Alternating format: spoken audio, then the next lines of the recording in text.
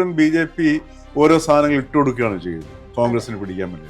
Epstein files controversy ആയി വരും. എന്തെങ്കിലും മറച്ചു വയ്ക്കാൻ വേണ്ടിയിട്ടാണോ പാർലമെന്റിലെ ബഹളം ഉണ്ടാക്കുന്നത്? ഇന്ത്യയുടെ പരമോന്നതമായ പല തീരുമാനങ്ങളും നരേന്ദ്രമോദി അല്ല എടുക്കുന്നത്, മറിച്ച് ട്രംപ് ആണ് എടുക്കുന്നത്. BJPയുടെ തന്ത്രം എന്ന് പറയുന്നത് അവർ പ്രസ്താവനയേക്കാൾ ഉപരി അവർ ആക്ഷനിൽ വിശ്വസിക്കുന്ന ആൾക്കാരാണ്. രാഹുൽ ഗാന്ധിയുടെയും കോൺഗ്രസിന്റെ നേതൃത്വത്തിന്റെയും ഇത്തരത്തിലുള്ള പ്രതിഷേധങ്ങളായിക്കോട്ടെ, പ്രക്ഷോഭങ്ങളായിക്കോട്ടെ, തെരഞ്ഞെടുപ്പ് അജണ്ടകളായിക്കോട്ടെ, എല്ലാം സൂത്രത്തിൽ നിശ്ചയിക്കുന്നത് BJP ആണ്. ഏറ്റവും കൂടുതലായിട്ട് കേൾക്കുന്ന ഒരു പേര് ട്രംപിന്റേതാണ്. ഏറ്റവും കൂടുതൽ ക്ലിപ്പുകൾ ഒരുപാട് പുറത്തു വരുന്നതും ട്രംപുമായി ബന്ധപ്പെട്ട ഫോട്ടോകളാണ്. ഇതൊരു ലെവല് കഴിയുമ്പോഴത്തേക്ക് ഏതെങ്കിലും ഒരു വലിയ നേട്ടത്തിന്റെ ഒരു പോയിന്റിലെത്തിയിട്ട് ജനങ്ങളെ കൊണ്ട് ചിന്തിപ്പിക്കും രാഹുൽ ഗാന്ധി എന്തുകൊണ്ടാണ് ഇന്ത്യക്കെതിരെ ഇങ്ങനെ സംസാരിക്കുന്നത്. ആ ഒരു പുസ്തകം പുറത്തിറങ്ങാത്തത് ഈ പറയുന്നത് പോലെ നമ്മുടെ കേന്ദ്ര സർക്കാരിന്റെ നീക്കം കൊണ്ട് തന്നെയാണ്. പുസ്തകം പ്രസിദ്ധീകരിച്ചില്ലെങ്കിൽ പോലും പുസ്തകത്തിലെ ഭാഗങ്ങൾ പബ്ലിക്കിനെ സംബന്ധിച്ച് പബ്ലിക്കിൽ അവൈലബിൾ ആണ്.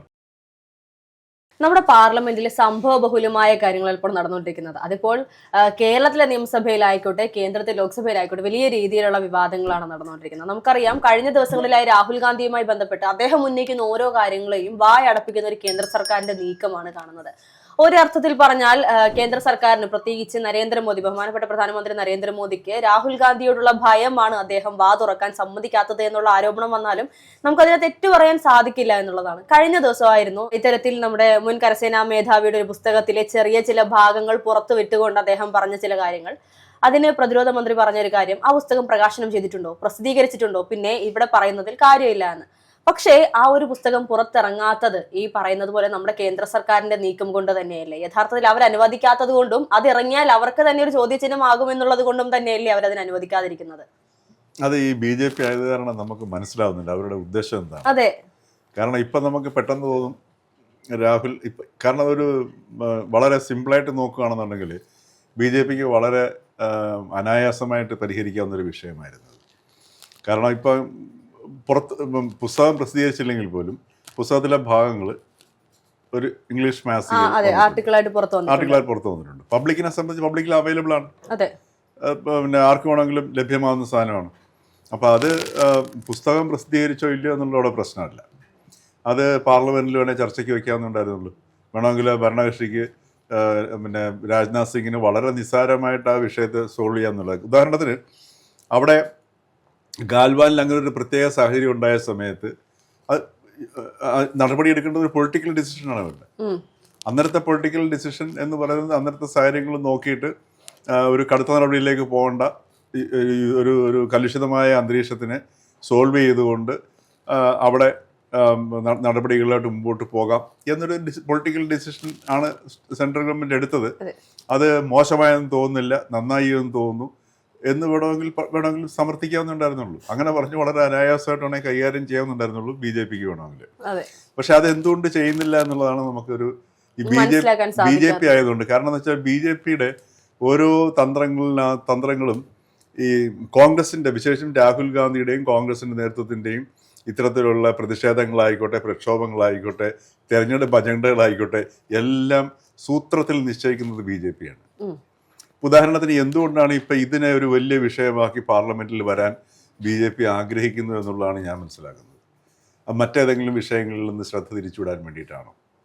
ഉദാഹരണം, ഇത് വളരെ നിസ്സാരമാണ്. ഇപ്പം കരസേനാ മേധാവി അല്ലല്ലോ, കരസേനാ മേധാവിക്ക് ഇൻപുട്സ് കൊടുക്കാം. ഇതാണ് സിറ്റുവേഷൻ. പൊളിറ്റിക്കൽ ഡിസിഷൻ എടുക്കേണ്ടത് കേന്ദ്ര സർക്കാരാണ്. ഉദാഹരണത്തിന് ബോംബെയിൽ പാകിസ്ഥാൻ നമ്മുടെ അജ്മൽ കസവും കൂട്ടരും വന്നിട്ട് ആൾക്കാരെ 166 പേരെ വെടിവെച്ചു വന്നു. പക്ഷെ അന്ന് നമ്മൾ തിരിച്ചടിച്ചില്ല, ഇല്ലേ? നമ്മുടെ കേന്ദ്ര സർക്കാർ തീരുമാനിച്ചു ഒരു സർജിക്കൽ സ്ട്രൈക്ക് പോലെയോ അതല്ലെങ്കിൽ ഒരു പാഠം പഠിപ്പിക്കാനുള്ള ഒരു നടപടി വേണ്ടാന്ന് തീരുമാനിച്ചു. അതേ സമയത്ത് പഹൽഗാം ആക്രമണം ഉണ്ടായി, നമ്മുടെ പൊളിറ്റിക്കൽ ഡിസിഷൻ എടുത്തു.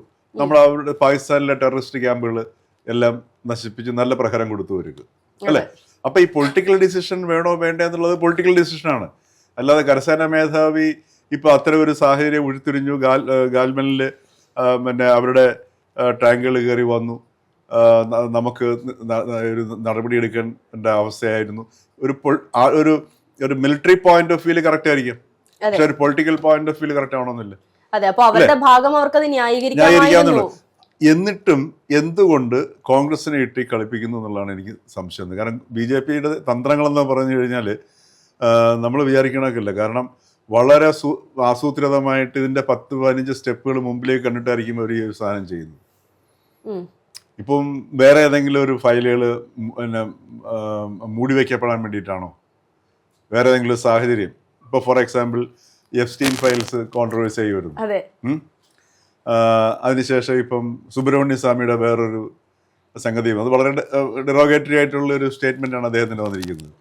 അപ്പോൾ അങ്ങനെയൊക്കെയുള്ള വേറെ എന്തെങ്കിലും മറച്ചു വയ്ക്കാൻ വേണ്ടിയിട്ടാണോ ഈ കോൺഗ്രസിനെ കൊണ്ട് ഇത് ബഹളം ഉണ്ടാക്കിക്കുന്നത്, ഈ നിലവിലെ ഇഷ്യൂവിൽ പാർലമെന്റിലെ ബഹളം ഉണ്ടാക്കുന്നത് എന്ന് നമുക്ക് സംശയം തോന്നും. അതെ, സംശയിച്ചാലും തെറ്റു പറയാൻ സാധിക്കില്ല എന്നുള്ളതാണ്. കാരണം എന്ന് വെച്ച് കഴിഞ്ഞാൽ എപ്പോഴും BJP ഓരോ സാധനങ്ങൾ ഇട്ടുകൊടുക്കുകയാണ് ചെയ്യുന്നത് കോൺഗ്രസിന് പിടിക്കാൻ വേണ്ടിയിട്ട്. അപ്പോൾ ഇവിടെയും ആ ഒരു സാധനമാണ് നമ്മൾ കാണുന്ന സാധനം. അതല്ലെങ്കിൽ വളരെ നിസ്സാരമായിട്ട് BJPക്ക് സെൻട്രൽ ഗവൺമെന്റിന് ഇത് ഡീൽ ചെയ്യാവുന്ന വിഷയം ഉണ്ടായിരുന്നു. അത് എന്തുകൊണ്ട് ഇത് ചെയ്യുന്നില്ല എന്നുള്ളത് ആണ് നമുക്ക് മനസ്സിലാകാത്തത്. അതെ, ഇപ്പോൾ സാറ് സൂചിപ്പിച്ചതുപോലെ എപ്സ്റ്റീൻ ഫയലുമായി ബന്ധപ്പെട്ട് മോദിജിയുടെ പേര് പോലും കേൾക്കുന്നുണ്ട് എന്ന് അത് തീർച്ചയാണോ അല്ലെങ്കിൽ ഔദ്യോഗികമായി സ്ഥിരീകരിച്ചിട്ടില്ല, പക്ഷെ അങ്ങനെ പേരുകളും ഉയർന്ന് കേൾക്കുന്നുണ്ട് ചിലയിടങ്ങളിൽ നിന്നെങ്കിലും. അത് ഫേക്ക് ആണെന്നും അല്ലെന്നും പറയുന്നുണ്ട്. അതുപോലെ തന്നെ ഏറ്റവും കൂടുതലായിട്ട് കേൾക്കുന്ന ഒരു പേര് ട്രംപിൻ്റെതാണ്. ഏറ്റവും കൂടുതൽ ക്ലിപ്പുകൾ ഒരുപാട് പുറത്തു വരുന്നതും ട്രംപുമായി ബന്ധപ്പെട്ട ഫോട്ടോകളാണ്. അതിൽ AI ആയിട്ടുള്ളതുമുണ്ട്, അല്ലാത്തതുമുണ്ട്. പക്ഷേ ഇപ്പോൾ അതുമായി ബന്ധപ്പെട്ട് ട്രംപും മോദിയും തമ്മിലുള്ള ഒരു മൈ ഫ്രണ്ട് റിലേഷൻഷിപ്പ് പോലെ, ആ ഒരു ഫ്രണ്ട്ഷിപ്പ് പോലും ഇപ്പോൾ ചോദ്യം ചെയ്യുന്ന നിലയിലേക്ക് കാര്യങ്ങൾ പോയിക്കൊണ്ടിരിക്കുന്നത്. അതായത് ഇന്ത്യയുടെ പരമോന്നതമായ പല തീരുമാനങ്ങളും നരേന്ദ്രമോദി അല്ല എടുക്കുന്നത്, മറിച്ച് ട്രംപ് ആണ് എടുക്കുന്നത്. അതിനെല്ലാത്തിനും നരേന്ദ്രമോദി മൂളിക്കൊടുക്കുക മാത്രമാണ് ചെയ്യുന്നത് എന്നൊരു വിവാദം അല്ലെങ്കിൽ അങ്ങനെ ഒരു വിമർശനം കൂടി ഇപ്പോൾ KC വേണുഗോപാലിന്റെ ഭാഗത്തുനിന്ന് ഉണ്ടായിട്ടുണ്ടായിരുന്നു. അപ്പോൾ അതാണെങ്കിൽ പോലും നമുക്ക് ഈ പറയുന്ന വിമർശനങ്ങളെ തള്ളിക്കളയാൻ സാധിക്കാത്ത നിലയിൽ തന്നെയാണ് കാര്യങ്ങൾ പോയിക്കൊണ്ടിരിക്കുന്നത്. പലതും തീരുമാനിക്കുന്നത്, പല കാര്യങ്ങളും പറയുന്നത് ഇപ്പോൾ ഇന്ത്യ അമേരിക്ക തമ്മിലുള്ള ഒരു വ്യവസായ കരാറുകളാണെങ്കിൽ പോലും എല്ലാത്തിന്റെയും തീരുമാനം പറയുന്നത്, അവസാന തീരുമാനം ട്രംപിന്റേതും. അതുപോലെ തന്നെ അതെല്ലാം അംഗീകരിക്കുന്ന ഒരു മോദിയാണ് നമുക്ക് കാണാൻ സാധിക്കുന്നത്. ഇന്ത്യയെ പൂർണ്ണമായും അടിയറവ് വെച്ചുകൊണ്ടാണോ ഇപ്പോൾ നരേന്ദ്രമോദി മുന്നോട്ട് പോകുന്നത്, അല്ലെങ്കിൽ വിജയം മാത്രം ലക്ഷ്യം വെച്ച് സ്വാർത്ഥമായ ഒരു നിലയിലാണോ അദ്ദേഹത്തിന്റെ ഭരണം എന്ന് ചോദിച്ചാൽ തെറ്റ് പറയാൻ സാധിക്കുമോ? അവിടെയാണ് നമ്മൾ വീണ്ടും ശ്രദ്ധിക്കേണ്ടത്. അതായത് ഈ BJPയുടെ തന്ത്രം എന്ന് പറയുന്നത്, അവർ പ്രസ്താവനയേക്കാൾ ഉപരി അവർ ആക്ഷനിൽ വിശ്വസിക്കുന്ന ആൾക്കാരാണ്. ഓരോ നടപടിയെടുത്തിട്ട് അവസാനം ഇപ്പോൾ കോൺഗ്രസ് രാഹുൽ ഗാന്ധി രാജ്യവിരുദ്ധ നടപടികളാണ് സ്വീകരിക്കുന്നത്, രാജ്യവിരുദ്ധ പ്രസ്താവനകളാണ് നടത്തുന്നത് എന്ന് ജനങ്ങളെ കൊണ്ട് ബോധ്യപ്പെടുത്തുന്ന രീതിയിലേക്ക് കാര്യങ്ങൾ കൊണ്ടുപോകുന്ന ഒരു സ്ട്രാറ്റജിയാണ് BJPയുടേത്. ഉദാഹരണത്തിന് ഇപ്പം ട്രംപ് ആണോ നിശ്ചയിക്കുന്നത്, ഇപ്പോൾ താരിഫിൻ്റെ വിഷയം എടുക്കുന്നു. താരിഫ് നമ്മൾ നേരത്തെ ഒരു വളരെ ദീർഘമായ നെഗോഷിയേഷൻ നടത്തുകൊണ്ടിരിക്കുകയാണ്. ആ നെഗോഷിയേഷൻ ഒടുവിൽ ഒരു ധാരണയായിട്ടുണ്ടെന്ന് പറഞ്ഞു. അതിനകത്ത് ട്രംപ് ഇത് അനൗൺസ് ചെയ്യുന്നു. ഇത് യഥാർത്ഥത്തിൽ ഒരു മാസം മുമ്പ് കോമേഴ്സ് സെക്രട്ടറി അവിടെ പറഞ്ഞു, മോദിയുടെ ഒരു കോൾ വന്നു കഴിഞ്ഞാൽ അപ്പം ഡീൽ ഉറപ്പാക്കാമെന്ന്. മനസ്സിലായില്ലേ? അതുപോലെ ഓപ്പറേഷൻ സിന്ദൂർ അത് അവസാനിപ്പിക്കാൻ കാരണം മോദിയെ വിളിച്ചിട്ട് ട്രംപ് പറഞ്ഞിട്ടാണ് ഇത് അതേപോലെ തന്നെ ട്രേഡ് കരാർ സമ്മതിക്കാം അല്ലെങ്കിൽ താരിഫ് കുറയ്ക്കാമെന്ന് പറഞ്ഞതിൻ്റെ പേരിലാണെന്ന് പറയുന്നു. അപ്പോഴും മോദിയോ അല്ലെങ്കിൽ BJPയോ ഇതിന് പ്രതികരിച്ചിട്ടില്ല. ശ്രദ്ധിച്ചിട്ടുണ്ടോ? മറുപടി പറഞ്ഞിട്ടില്ല. പക്ഷേ വളരെ സൈലൻ്റ് ആയിട്ട് ആക്ട് ചെയ്യുകയായിരുന്നു. അതേ സമയത്ത് കാനഡയിൽ നിന്ന് പിന്നെ അവിടെ G7 സബ്മിറ്റിന് മോഡി അവിടെ പോയി. അവിടെ കാനഡ പ്രസിഡന്റ് മാർക്ക് കാർണിയുടെ ഇൻവിറ്റേഷൻ പ്രകാരമാണ് അദ്ദേഹം അവിടെ പോകുന്നത്. അവിടെ പോയിട്ട് തിരിച്ച് അമേരിക്കയിൽ വഴി തിരിച്ചു പോകുമെന്ന് പറഞ്ഞ് ട്രംപ് വിളിച്ചു. മോദി പോയില്ല. അത് ട്രംപിൻ്റെ വാസ്തവത്തിൽ വളരെ അങ്ങേയറ്റം അപമാനകരമായ ഒരു നടപടിയായിരുന്നു.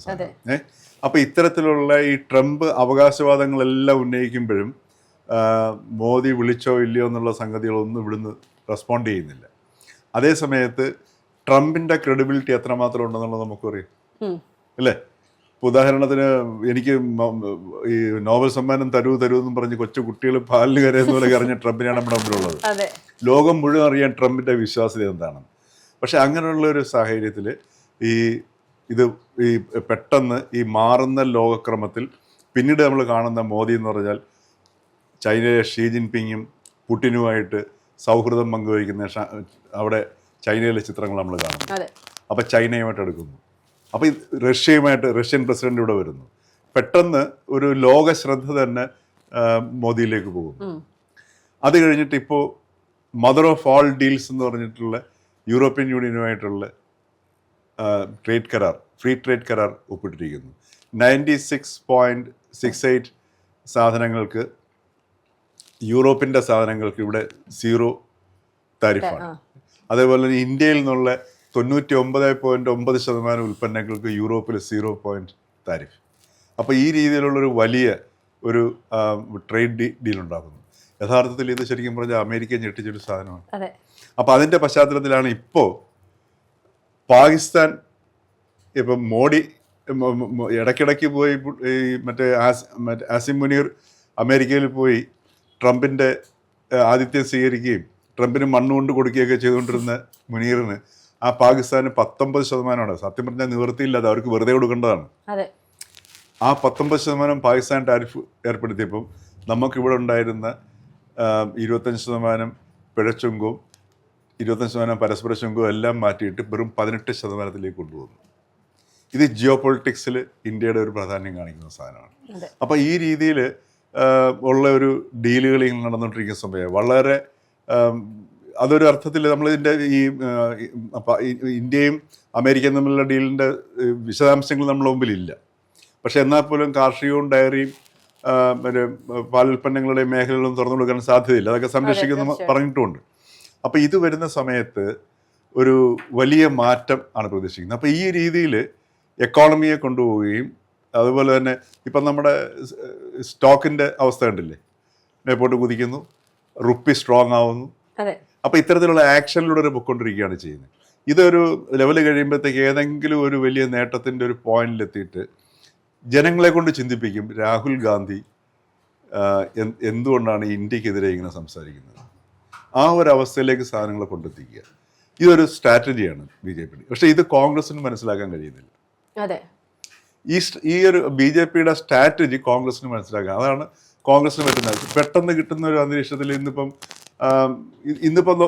പാർലമെന്റിലെ അവസ്ഥ എടുത്ത് നോക്കുകയാണെങ്കിൽ കോൺഗ്രസ് വല്ലാതെ സ്കോർ ചെയ്ത് നിൽക്കുകയാണ്. കാര്യം വളരെ വ്യക്തമായിട്ട് ആര് കേട്ട് കഴിഞ്ഞാലും BJP എന്തിന് കോൺഗ്രസിനെ ഇങ്ങനെ ഭയക്കുന്നു, രാഹുൽ ഗാന്ധിയെ ഭയക്കുന്നു, അതേപോലെ നരവണയുടെ ബുക്കിൽ പറഞ്ഞിരിക്കുന്ന കാര്യങ്ങൾ അത് ശരിയല്ലേ എന്നൊക്കെയുള്ള ചിന്തകളുണ്ടാകാം. പക്ഷെ അതൊക്കെ ഒരു സ്ട്രാറ്റജിയുടെ ഭാഗമല്ലെങ്കിൽ BJP ഈ രീതിയിൽ നിന്നുകൊടുക്കാൻ സാധ്യത കുറവാണ്. കാരണം ആ ഒരു സ്ട്രാറ്റജി മനസ്സിലാവുന്നുണ്ട്. അവരുടെ ഓരോ ഇതും നോക്കിയാൽ നമുക്ക് മനസ്സിലാക്കാൻ കഴിയും. അപ്പോൾ അത് തന്നെയാണ് ഇവിടെയും പ്രയോഗിക്കുന്നതെന്ന് തോന്നുന്നത്. കൂടുതൽ കോൺഗ്രസിനെ ഒരു എന്താ പറയുക, രാഹുൽ ഗാന്ധിയെ കൂടുതൽ പ്രൊജക്റ്റ് ചെയ്ത് എന്താ പറയുക, ഇപ്പോഴൊരു ചോദ്യങ്ങളൊന്നും മറ്റു പല വിഷയങ്ങളിലും ഉയർന്നു വരരുത്, ഇതൊക്കെ പതിയെ ഡീൽ ചെയ്യാം, അതുവരെ രാഹുൽ ഗാന്ധി സ്റ്റാറായി നിൽക്കട്ടെ എന്നുള്ള അതായിരിക്കണം. ഒരു ഇതിന്റെ പിന്നിൽ ഒരു സ്ട്രാറ്റജി ഇല്ലാതെ BJP ഒന്നും ചെയ്യില്ല എന്നുള്ള ഉറപ്പാണ്. ആ സ്ട്രാറ്റജിയുടെ ഭാഗമായിട്ട് ഓരോരോ സാധനങ്ങളാണ് കോൺഗ്രസ് ഇട്ട് കൊടുക്കുന്നത്. ഇപ്പോൾ ഫോർ എക്സാമ്പിൾ നെഹ്റുവിനെ ശക്തമായിട്ട് വിമർശിച്ചുകൊണ്ടിരിക്കും BJP. അതേസമയത്ത് ഗാന്ധിജിയെ അവരങ്ങെടുത്തു.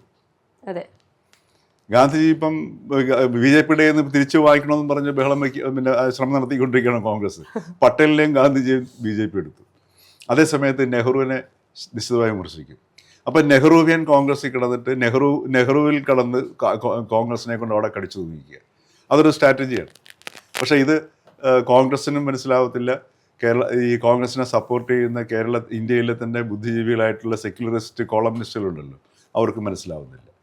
അപ്പോൾ ഈ ഒരു സ്ട്രാറ്റജിയുടെ ഒരു ഭാഗമായിട്ട് വേണം നമുക്ക് ഇന്നത്തെ ഈ സംഭവങ്ങളെ കാണാൻ തന്നെ എനിക്ക് തോന്നുന്നു.